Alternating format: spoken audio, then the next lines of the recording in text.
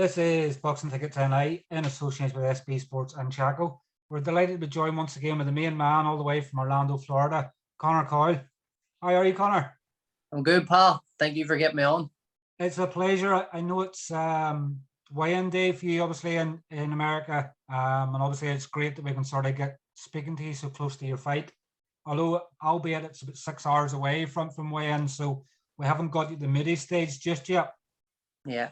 But obviously your second fight of 2022 in America, after a period of time with COVID and everything else not being able to fight in America. I'm sure it's sort of a relief that you're sort of now putting a bit of activity back and going again. Well, since last year, we took them fights in Mexico this time last year as well. They sort of got me. That's a year since. That's a year now. May 21st last year was Cancun. Yeah, a crazy one out in a rainstorm. But this will be 4 fights now since that. So this will be 4 fights in a year. So I've been pretty enough active, comparing to what's went on before that, you know. So and now we're back in the States and we have a lot of fights lined up. And after this fight tomorrow night, that's when they put us in line for big fights. So, you know, we're excited about that. And this is a big fight for you as well. I guess it's, you know, I know from sort of not speaking to you about it, but I'd probably say this is probably the biggest test you've had in your career so far. You know, it's the biggest fight you've sort of had as well. Does that come with any added pressure? No, well, there's always going to be pressure on, you know, especially I still have an undefeated record, which I plan to keep as well, you know, so the pressure from that alone doesn't matter who you step in the ring with. But I feel the better opposition in the ring with me, the better I perform anyway. So, you know, the higher the level, the higher I bring myself. And I guess Mexico sort of showed us that last year. You sort of brought that up and I can't get out of my head. Mexico, obviously, the torrential downpours and sweeping the ring between rounds. It shows how mentally prepared and how focused you are in a fight, because no matter what sort of thrown there in the background, you just know that you have a job to do. And I guess that probably is testament to yourself and how well you can perform even under the most craziest of circumstances. No matter what happens, you got to be prepared to finish the fight anyway. Or unless the fight gets called off, that's the only thing. You just got to keep going. It's done.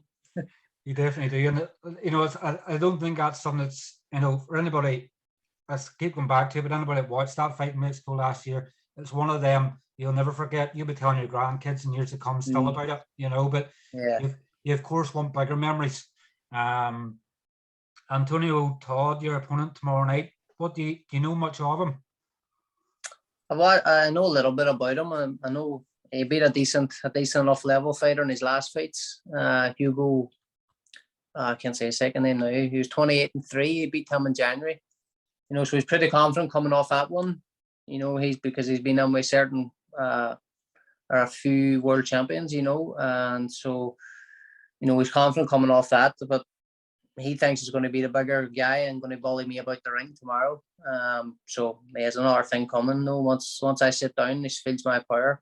I think he's going to have a completely different game plan. They resort back to, you know, plan B maybe, because he's not going to bully me, and that's a fact.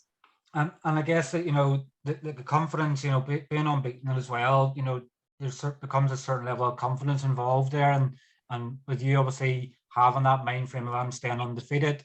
Antonio Todd's obviously tasted defeat, so obviously when the going gets tough for him, it's probably easy for him to quit. You know, and when you've that confidence, and he's obviously, yes, he's come off a good one last time out, but he's lost 5 times. So when the going gets tough for him, he's going to be thinking, what's plan B, what's plan C, when you're still driving them home. Yeah, no, that's it. And any fights I've watched on him, no one has ever touched him to the body. You know, he's never felt. Every sparring partner I had this camp, I've dropped them all with body shots. You know, so, and they tell me that the punches that I'm throwing are with intent. You know, I'm not just going out and getting the spar and getting the rounds in. You know, I'm actually going out now and throwing me, you know, nastiness. You know, there's a relentless power, you know, I'm punching with now. So I'm looking forward to getting in and show class on that with 10-ounce gloves on tomorrow night. And this fight as well, it's for the North NABA middleweight title, so that gets you top 15 ranked as well in the world. No, it'll rank me in the top 10. We had a meeting with the WBA president this morning down at breakfast. Well, I had a coffee. They had breakfast, but they says it'll put me in top 10 of the WBA. So I'll be ranked top 10 middleweight in the world after tomorrow night. And I guess it's not like it's sort of something that's going to sing and dance about, because your aim is to become a world champion. So it's just another stepping stone towards you getting to your dreams. I'm guessing, obviously, middleweights and things like that, it's sort of, is it WBA route the route you want to go down continuously, or it just depends on what fights come up?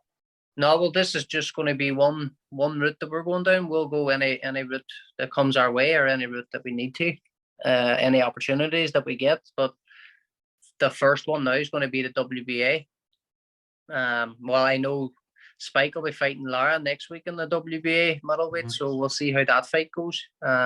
But I'll be ranked top 10, and it will be a title that I will want to fight for in the next fight or two, if if the opportunity is there again. What do you reckon of Spike and Lara next week? I guess, people would sort of go, oh, Spike's maybe over the hill now at 37, but Lara's 39. They both have inactivity and things like that as well. Lara obviously is a class upon, is a high level fighter and things like that as well.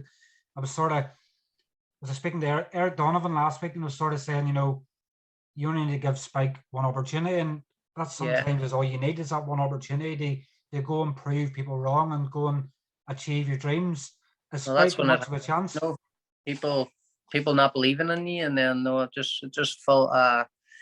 just fuels the fire. You can't write Spike off either. Even if he's an activity or his age or whatever, but he's always in the gym. He's always training, and he has big power in both hands. So there, look at that Munguia. He nearly sparked him out. Like he nearly is probably the only person nearly hurt him the way he hurt him. So you can't take him lightly. Definitely not. Lara would need to be on his game. Particularly when you know that the sort of chips are down, and probably Spike knows another defeat, and that's probably the end of the road. Yeah. 37 is obviously a tough age still to be in the sport and achieve, and I guess inactivity sort of helped him in that respect. But hopefully, fingers crossed, in 8 days' time, that Spike's doing the goods as well. And who knows? Obviously, yourself and Spike could be throwing it down and somewhere in Ireland or if we get on that Croke Park for the world title, me and Spike, that'll be amazing.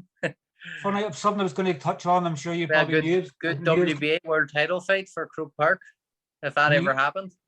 I was going, who's going to get Croke Park out here first? And like I was speaking to Will O'Hagan and stuff as well earlier.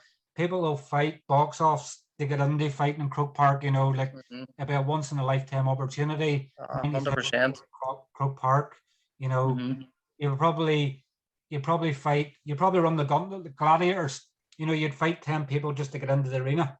Yeah, definitely. It'd be an amazing place to fight, for sure. Does that sort of, we think that Croke Park, and I'd sort of spoke to you off camera there as well, that maybe they potentially be fighting in the field in August in Belfast. Does we think that this obviously help the burning desire when it comes to fighting night? Maybe things are getting a bit tough going. Remember, here's the finishing line. Here's what can be an offer. Or do you just sort of try and blink these things like that out until after the fight?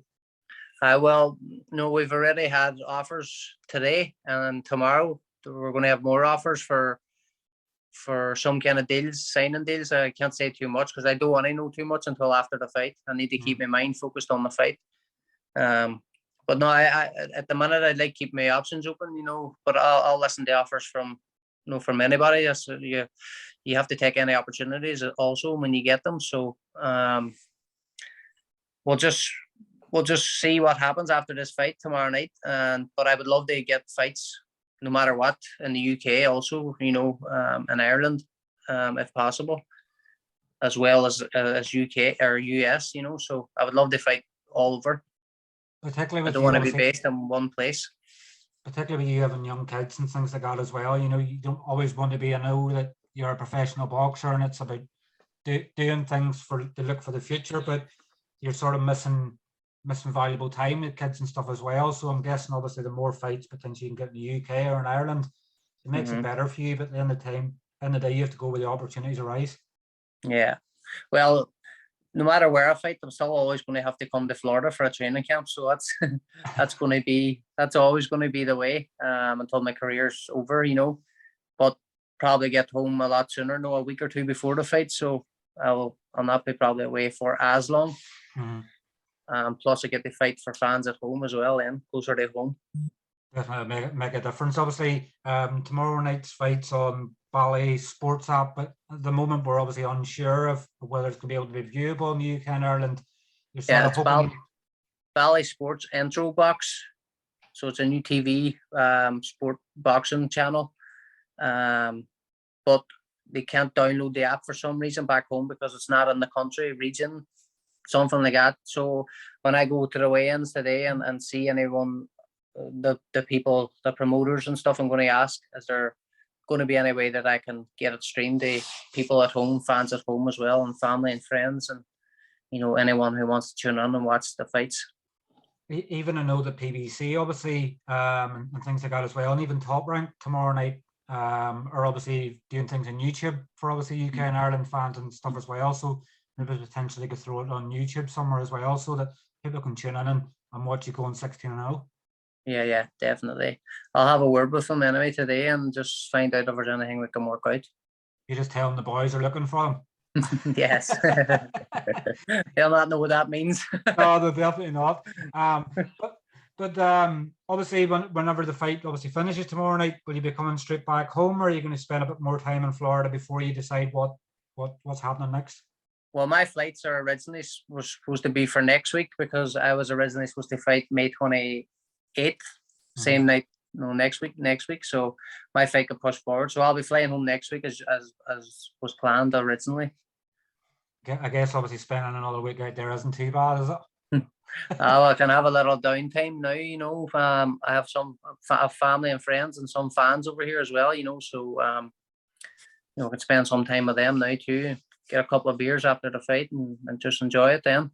It definitely is. And obviously for anybody that's sort of back home and sort of hoping to tune in or has been sort of throwing the word support, I'm guessing obviously it's that support that means the world to you, and obviously you're the opposite end of the world, still trying to achieve your dreams, but I'm sure obviously the support doesn't go unnoticed that you're seeing from back home. No, definitely not. I have great support from all over, and I'm always grateful for the support, especially the sponsorships and the people that helped me along, and Jody Calguer, one of the guys in our team, he's the guy on board pushing all these titles for me, and he got me this WBA opportunity as well, and he's flown in the president and that for the meetings too. So I have to thank everybody and thank people for tuning in and following my journey from the beginning also. Definitely is. Well, look, obviously we know you're sort of pushed for time. Obviously, if you've things to do, you sort of have to starve yourself for a few hours before the weigh-in. But obviously, I'm sure we'll obviously put up weigh-in information, obviously, once we get it later on this evening. But we obviously want to thank you once again for coming on and having a chat with us. And obviously, all the very best of luck for your fight tomorrow night. Thank you, bud. Appreciate it. All right, cheers, Connor. Take care. Thank you. Thank you. Thanks. Bye-bye. Bye-bye.